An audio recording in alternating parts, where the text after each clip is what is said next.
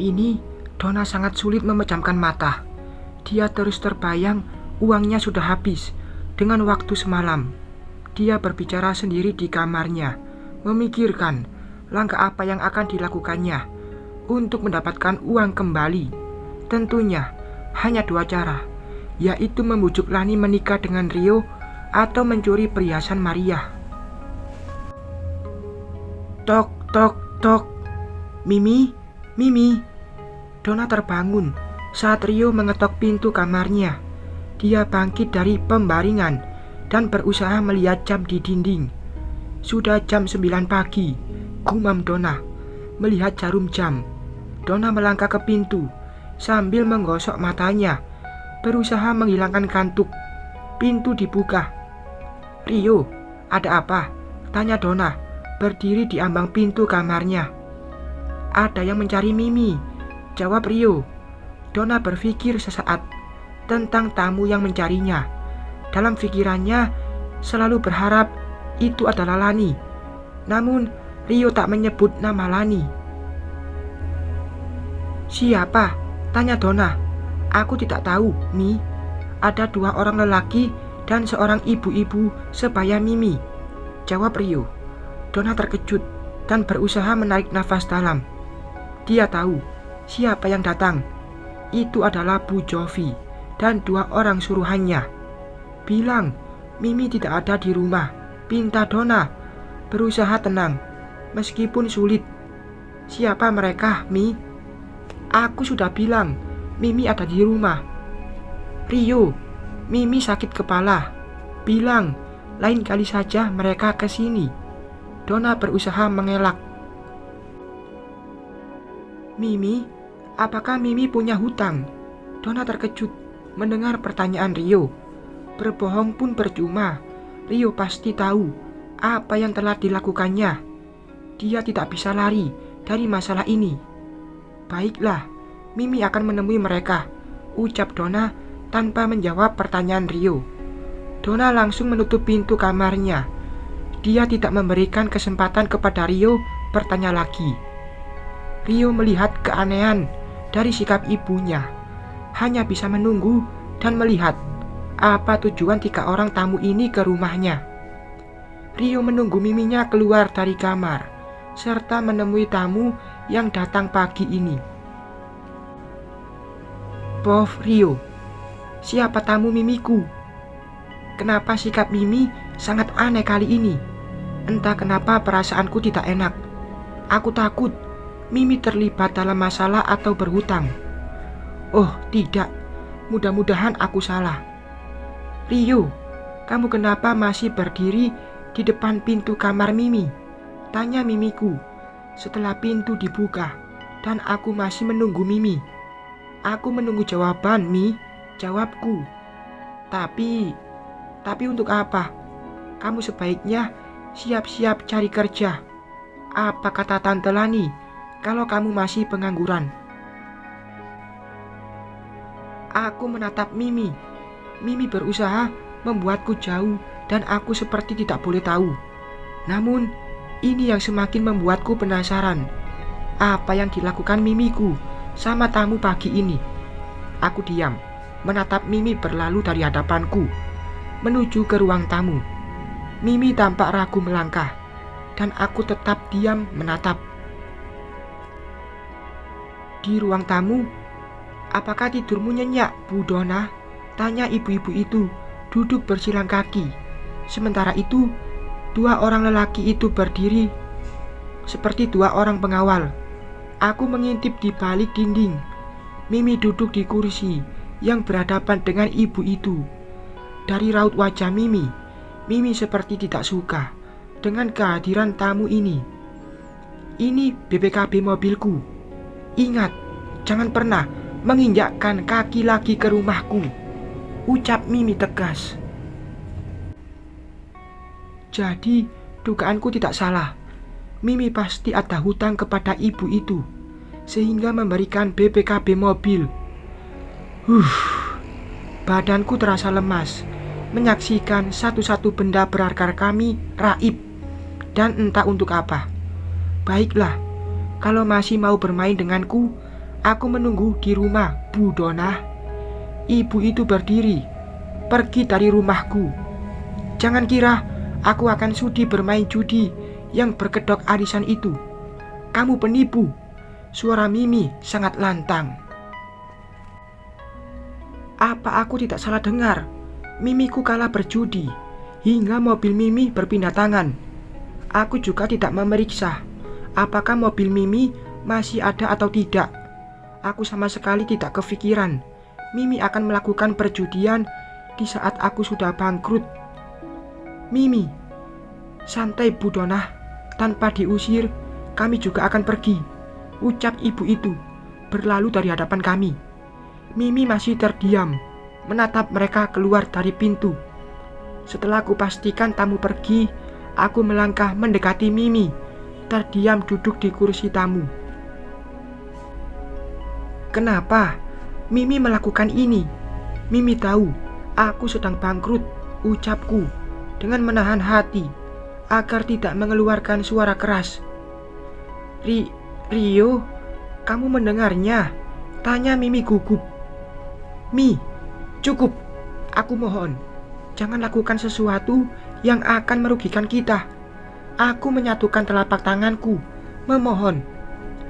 Rio, Mimi hanya ingin mendapatkan uang banyak untuk modal usahamu, jawab Mimi. Tapi bukan berarti melakukan perjudian. Suaraku lantang. Aku sudah tidak tahan. Dulu aku mencoba menerima, meskipun sulit, tentang Mimi menjual Luna ke Mas Bayu. Rasa bersalah di hatiku hingga sekarang masih sulit kuhilangkan. Aku merasa berdosa ke Luna karena Mimi memanfaatkannya demi biaya kuliahku di Malaysia. Seharusnya Mimi sadar, mungkin kebakaran ini bentuk peringatan dan karma. Mimi diam, menatap lantai. Jangan lakukan lagi, Mi. Aku rela melakukan apapun, asal Mimi menerima keadaan kita, tanpa melakukan kesalahan. Aku berharap bisa bertemu dengan Luna dan meminta maaf. Sangat sulit menanggung beban rasa bersalah ini, Mi, sambungku. Mimi tetap diam. Mi, aku menatap wajah Mimi dekat. Mari kita perbaiki semuanya. Aku akan mencari Luna dan meminta maaf padanya. Aku juga akan mencari ayah agar dia merelakan hartanya yang habis karena kita. Kapan perlu, aku akan berusaha menggantinya. Cukup Rio, jangan sebut-sebut lelaki tidak berguna itu lagi. Aku sudah muak dan hampir stres dengan keadaan kita. Aku tidak mau lelaki itu di sini dan menyusahkan kita. Aku bersyukur dia pergi dari sini. Aku terkejut mendengar kata-kata Mimiku. Bagaimana mungkin ayah dikatakan lelaki tidak berguna? Selama ini harta ayah sudah habis demi kepentinganku, dan bahkan putrinya telah dimanfaatkan Mimi. Kenapa Mimiku belum berubah? Aku takut dihukum atas kelakuan Mimi. Aku takut karma menghampiri Mimiku. Bof Dona, hampir saja aku keceplosan telah membuang lelaki tidak berguna itu. Rio, kamu tumbuh menjadi lelaki berbaik hati. Justru itu akan membuatmu tersiksa. Kenapa aku sial kali ini?